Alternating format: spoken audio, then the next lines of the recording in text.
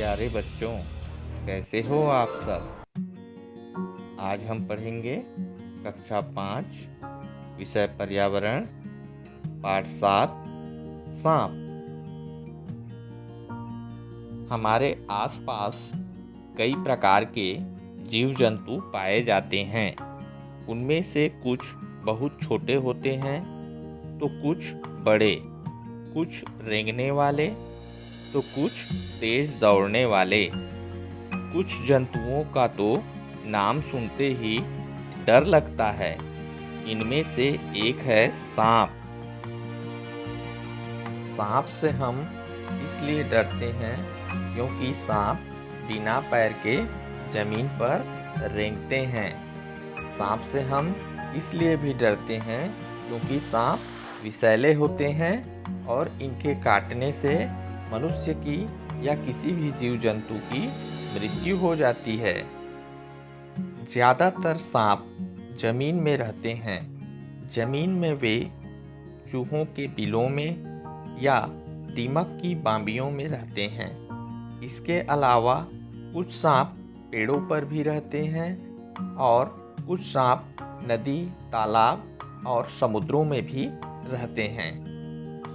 हमारे यहाँ कोई सपेरा नाग को लेकर आता है तो उसके सामने बीन बजाता है तो नाग फन फैलाकर नाचता हुआ प्रतीत होता है। तो क्या सांप को सुनाई देता है? नहीं, बिल्कुल नहीं। असल में नाग बीन की आवाज़ पर नहीं नाचता, बल्कि वह तो बीन के हिलने डुलने को देखकर नाचता है। नाग को लगता है कि बीन उसके लिए खतरा है। कोई भी चीज़, चाहे वह कपड़ा हो या डंडा, नाग के सामने हिलाया जाए तो वह फन उठाकर डोलने लगेगा। यह पता करने के लिए कि क्या सांप को सुनाई देता है, एक वैज्ञानिक ने प्रयोग किया।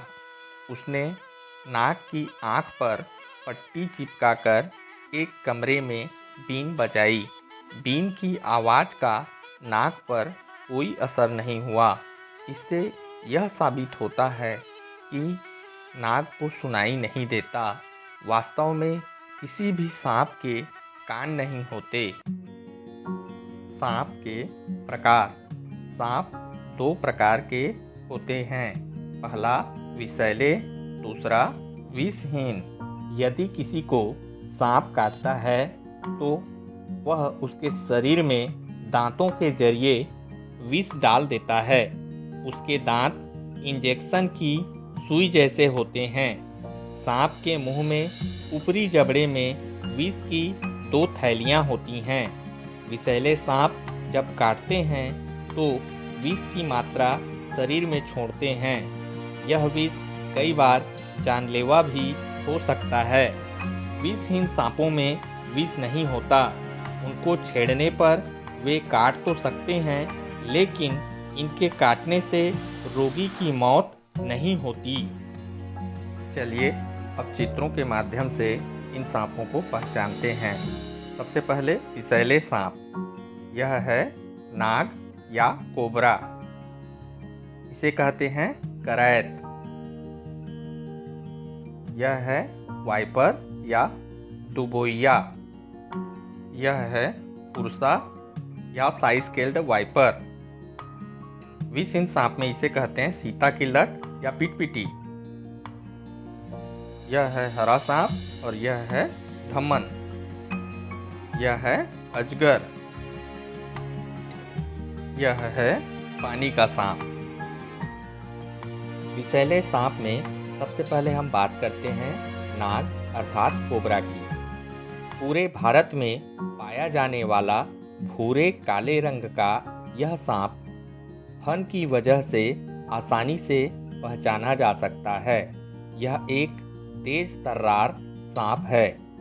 नाक के काटने पर शरीर में काटे हुए स्थान पर सूजन आ जाती है तथा कभी कभी घाव हो जाता है। पीड़ित व्यक्ति को देखने में परेशानी होती है। हाथ पैर लड़खड़ाने लगते हैं। जबान मोटी हो जाती है, बोलने में परेशानी होती है, मुंह से झाग आना शुरू हो जाता है। पीड़ित व्यक्ति को बहुत नींद आती है और सांस लेने में कठिनाई होती है। हम बात करते हैं सामान्य करैत की। करैत एक रात्रिचर सांप है। यह एकदम चमकीला होता है तथा शरीर पर सफ़ेद रंग की आड़ी धारियां होती हैं। इसके अलावा पीठ पर षटकोण आकार के सल्क की एक कतार होती है। यह पत्थरों के नीचे, ईंट भट्ठों में ईंट के बीच तथा खेत खलिहान में जहां जलाऊ लकड़ी, कंडे आदि रखे जाते हैं वहां रहता है। इसके विष के लक्षण भी नाग के समान ही होते हैं, लेकिन करैत के काटने पर न तो घाव होता है और न ही सूजन आती है। करैत के काटने पर कई बार तो लक्षण काफ़ी देर से प्रकट होते हैं, लेकिन अचानक ही मरीज परेशान होने लगता है। इसके काटने पर पेट में और शरीर के जोड़ों में काफ़ी दर्द होता है। मरीज को उल्टियाँ होने लगती हैं। करैत के काटने के ज़्यादातर मामले रात में होते हैं। क्योंकि इसके काटने पर लक्षण देर से प्रकट होते हैं, अतः उस मरीज का ध्यान भी नहीं जाता। ऐसा कहा जाता है कि रात में इस सांप का काटा व्यक्ति सुबह का सूरज नहीं देख पाता है, अतः तुरंत और सतर्कतापूर्वक इलाज जरूरी है। अब हम बात करते हैं वाइपर अर्थात दुबोइया की। यह लगभग 1 मीटर लंबा और थुलथुल शरीर वाला सांप है।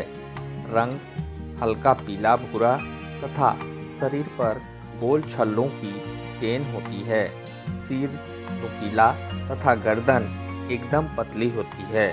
यह सुस्त किस्म का सांप है जो कुंडली मारकर पड़ा रहता है। बरसात के दिनों में किसान जब फसल की निंदाई आदि काम करते हैं तो यह काट लेता है। सोयाबीन, मूंग, उड़द आदि की कटाई के दौरान भी वाइपर के काटने के ज़्यादा मामले होते हैं। इसका रंग कुछ ऐसा होता है कि यह फसल व पौधों के सूखे पत्तों में पड़ा रहता है, जिससे दिखता नहीं है। वाइपर का विष खून को प्रभावित करता है। इसके विष दंत काफ़ी बड़े होते हैं, इसलिए काटे गए स्थान पर गहरा घाव हो जाता है। घाव में से लगातार खून बहता रहता है। समय पर टीका न लगे तो काटे गए अंग में सड़न लग जाती है। अब हम बात करते हैं पुरसा या इसे साई स्केल्ड वाइपर भी कहते हैं। यह छोटे आकार का सांप होता है। ऊबड़ खाबड़ सल्कों वाले इस सांप की आंखें बड़ी, गर्दन की अपेक्षा सिर चौड़ा तथा शरीर भारी होता है। मैदानी इलाकों में यह पाया जाता है। पुरसा के विष के काटे के लक्षण भी काफ़ी कुछ वाइपर से मिलते जुलते हैं, पर यह सांप विष की काफ़ी कम मात्रा शरीर में छोड़ता है। इस वजह से रोगी की मौत नहीं होती है। सांप काट ले तो क्या करें, क्या न करें? सांप के काटे मरीज को उत्तेजित न होने दें, उसे शांत रखें।